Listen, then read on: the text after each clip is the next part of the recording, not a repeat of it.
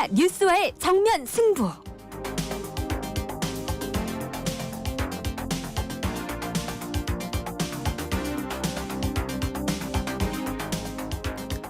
네, YTN 라디오 이재현의 뉴스 정면 승부 2부 정면 인터뷰로 시작하겠습니다. 자, 자신과 정치적 성향이 다른 사람과 함께 식사하는 것 불편하다고 느끼는 국민이 40%가 넘는다 하는 조사 결과가 있었죠. 자, 지난 대선 과정뿐만 아니라 정치적인 이슈에 있어서 정치 양극화가 우리 일상 속까지 깊게 파고든 모습입니다. 자, 이 같은 정치 양극화를 해소할 수 있는 선거제도 없을까? 자, 국회 정치개혁특별위원회 정치관계법 개선 소위원장이시죠. 국민의힘 조혜진 의원 연결해서 관련 내용들 한번 자세히 들어보도록 하겠습니다. 조 의원님 안녕하세요. 예, 안녕하십니까. 새해 복 많이 받으십시오. 예, 새해 복 많이 받으십시오. 예. 자, 먼저 이 얘기부터 해야 될 것 같아요. 중대선거구제 윤 대통령이 먼저 운을 띄웠고 또 국회에서도 올해 중에 어쨌든 3월까지 안을 내겠다라고 얘기를 했습니다. 예. 자, 지금 이 부분과 관련해서 지금 예. 어느 정도 논의가 진행되고 있는지 예. 국회 차원에서 어느 정도 진척이 돼 있는지 이 부분을 좀 먼저 좀 들어볼까요? 이제 시작입니다. 음. 제가 소위원장으로 있는 정치관계법 소위도 연동형 비례제는 작년에 심사를 한 적이 있지만은 예. 선거구제에 대해서는 심사를 하지 않았고 다음 주부터 회의를 열어서 심사를 시작할 예정이고요. 아, 다음 주부터. 그와 더불어서 저희 당 국민의힘에서도 지난주 이번 주에 예.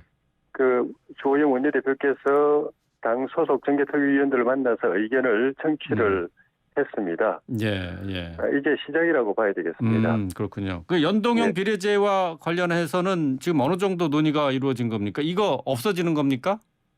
작년에 저희 소위에서 심사한 거는 연동형 비례제에 관해서 제출되어 있는 법안들 그리고 나머지 다른 또 이슈들과 관련되어 있는 법안들을 전체적으로 한번 훑어본 정도 심사였고 그래요. 그 부분도 올해보다 더 깊이 있게 구체적으로 심사를 해야 되는데 예. 저희 당에서는 아예 폐지하는 법안들이 나와 있고 그렇죠. 민주당에서는 그걸 보완하는 법안들이 나와 있어서 결과적으로 어떻게 될는지는 심사를 해봐야 알겠지만은 예. 이게 그 선거구제 지역구 선거구제를 현행 소선거구제로 갈 거냐 다른 중대 선거구제로 바꿀 거냐 하는 논의하고도 어떻게 보면 좀 맞물려 있는 부분도 있어서 같이 심사를 하고 그 심사 결과에 따라서 결론이 좀 달라질 수도 있을 것 같습니다. 네. 정진석 비대위원장은 지금 현재 준연동형 비례대표제에 대해서 이거 원상태로 돌리는 것이 선거법 개정의 논의의 시작이다 이렇게 얘기를 했거든요. 예. 근데 민주당과 그 부분에 있어서는 합의점을 찾지 못한 거네요, 아직까지는. 그 말씀드린 대로 그 계략적으로 심사를 한번 마친 상태고 네. 좀 더 깊이 있는 심사는 다음 차 회의 때부터 시작이 될 텐데 만약에 선거구제 개편 논의가 없다면은 그래서 연동형 비례제만 가지고 심사를 한다면은 방금 말씀드린 대로 저희 당 입장은 폐지가 입장이기 때문에 그 폐지 입장으로 심사를 할 수밖에 없는데 선거구제 개편 논의를 하게 되면은 이 선거구제를 어떻게 바꾸느냐에 따라서 연동형을 그대로 둘 수도 있거든요. 예. 그리고 두더라도 또 내용을 약간 또 수정할 수도 있고. 예. 그래서 그에 따라서 좀 논의 방향이 달라질 수 있습니다. 간단하게 이게 쉽게 나오는 것들이 아니라는 걸로 들리는데 말이죠. 지금 이제 우리 한국 정치의 가장 큰 문제 가운데 하나가 이 정치 양극화, 또 지역과 진영, 이념, 세대, 또 남녀에 따라서 갈라져 있는 이 정치 지형의 문제를 많은 분들이 지적을 하고 있는데 이것을 해소할 수 있는 해법으로 이 중대선거구제로의 전환 이게 맞는 해법이라고 봐야 되나요? 어떻습니까? 견해마다 달라질 수 있는데 이 문제 많은 정치를 바꾸는 게 정치 문화를 바꿔야 되는 부분도 있지만은 네. 제도를 바꿔야 되는 부분도 있거든요. 그 제도 중에 한 부분이 이제 선거구제가 중요하다.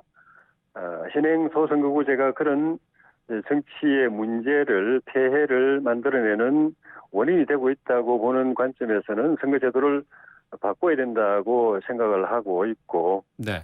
그 바꾸는 대안으로서 중대선거구제 논의가 많이 나오고 있는데, 그 우리 윤석열 대통령께서 중대선거구제 말씀하시고 김진표 국회의장도 또 똑같은 말씀을 하시면서 그런 논의가 좀 활발하게 이제 진행이 되고 있는 상황입니다. 예, 그렇군요. 지금 주호영 원내대표 얘기를 조금 관련된 얘기입니다. 이제 가급적 이제 노력하겠지만은 의견을 모으는 게 상당히 어렵겠다 이렇게 발언을 한 게 이제 보도가 됐고요. 이재명 민주당 대표 같은 경우에는 권역별 비례대표제 강화가 맞다고 생각한다 이렇게 얘기를 했습니다. 아직까지 양 당에서는 중대선거구제로의 전환에 대해서 좀 그렇게 긍정적이진 않은 것 같아요.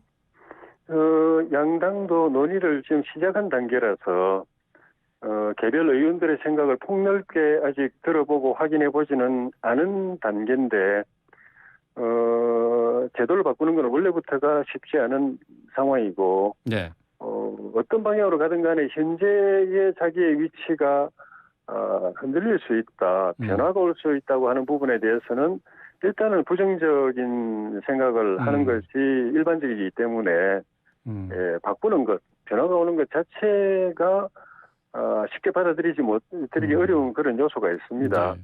그러니까 지금 양당에서 나타나고 있는 반응이 그럼 현역 의원들의 기득권 지키기다 이렇게 읽어도 되나요? 그 큰 흐름이 아직 안 잡히고, 네. 그러면은 바꾼다면은 구체적으로 어떤 내용으로 바뀔지가 아직 드러나지 않은 상황에서는 일단은 소극적일 수밖에 없는 거죠. 그런데 이제 큰 흐름이 정치권이나 또 국민들이나 바꾸는 방향으로 가고 또 그 바꾸는 구체적인 내용이 본인에게 뭐 크게 그렇게 뭐 불리하지 않다라고 생각이 들면은 입장들이 바뀔 수가 있죠. 네. 긍정적으로 바뀔 수가 있죠. 네. 어쨌든 뭐 여야 모두 지금 만약에 선거구제가 이 중대선거 이게 선거구제가 변화가 있다고 하면은 과연 해당 당에게 어떤 영향을 미칠 것인가? 이 뭐 이미 다 계산은 해보고 지금 하는 발언이 아닐까 싶어요. 그냥 그 큰 틀에서 원론적 측면에서 계산을 해본 것이지. 네.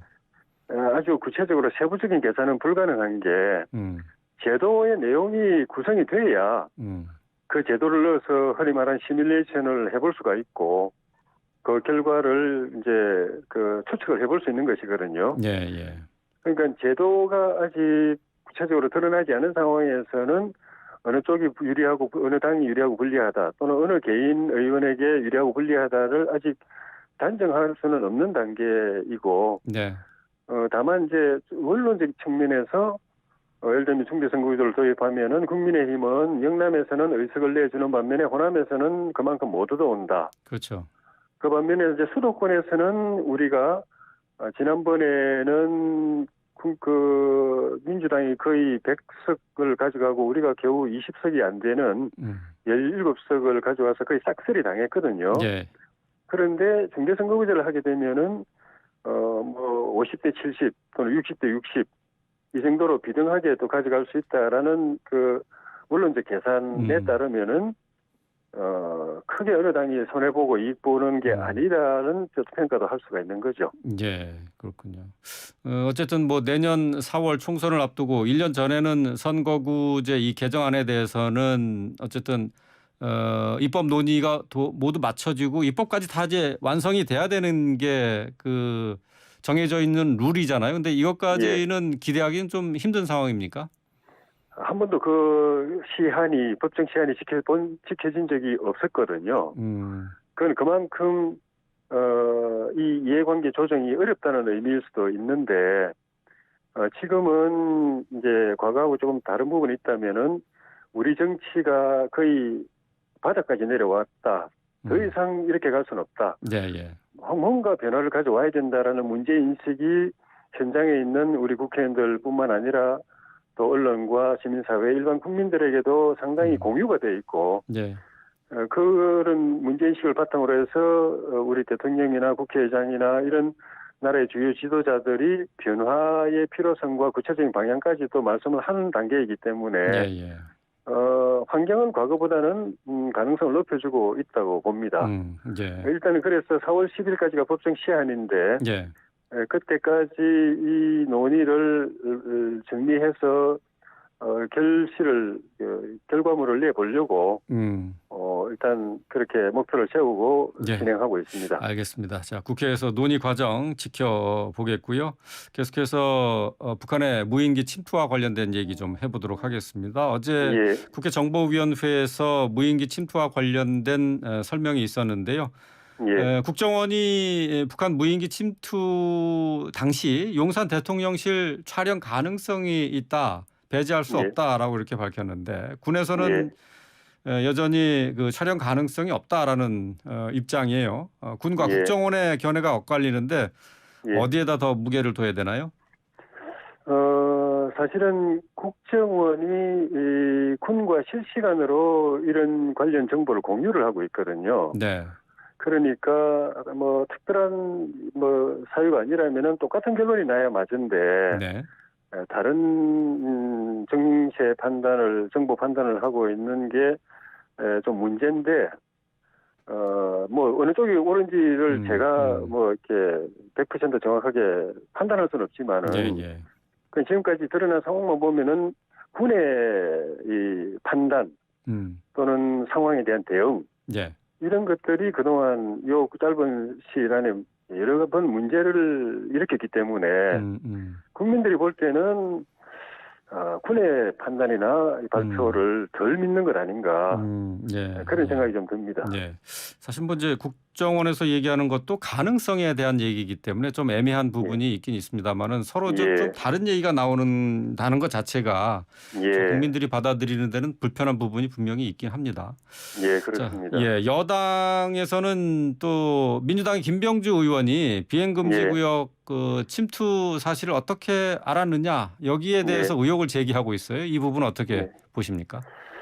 군에서 가지고 있는 그 자료보다 김병주 의원이 더 세밀한 직접적인 자료를 갖고 있지 못하다면은 군도 사실은 판단이 그렇게 우왕좌왕하고 오판을 했는데 그보다 더 부정확한 자료를 가지고 있을 부정확한 자료밖에 입수하지 못할 위치에 있는 김병주 의원이 더 정확한 이 확인이나 검증 판단을 하기는 어렵습니다. 김병주 의원은 뭐 30분만 뭐 살펴보면 다 안다고 그랬는데 군의 여러 정보 자산이 이 실시간으로 그걸 체크하고 판단하고 있는데 못한 것을 그보다 훨씬 더 못한 자료를 가지고 30분 만에 판단했다는 것은 저는 이해가 안 되고 믿어지지 않고. 근데 김병주 그러다 보니까 군이 갖고 있는 자료보다 더 직접적이고 구체적인 자료를 김병주 의원이 갖고 있기 때문에 그런 구체적 궤적, 항적까지도 지점까지도 말을 할 수 있는 것 아닌가. 그건 군에서 입수 받았더라도 군보다 더 정확한 판단을 하기 어렵고 그리고 군에서 또 그 자료를 입수하기도 또 쉽지가 않았을 것이고 그러니까 그 출처에 대해서 의심을 안 할 수가 없는 거죠. 좀 의혹이 제기될 만한 부분이 분명히 있다. 뭐 그렇게 보시는군요. 알겠습니다. 자, 오늘 말씀 여기까지 듣겠습니다. 고맙습니다.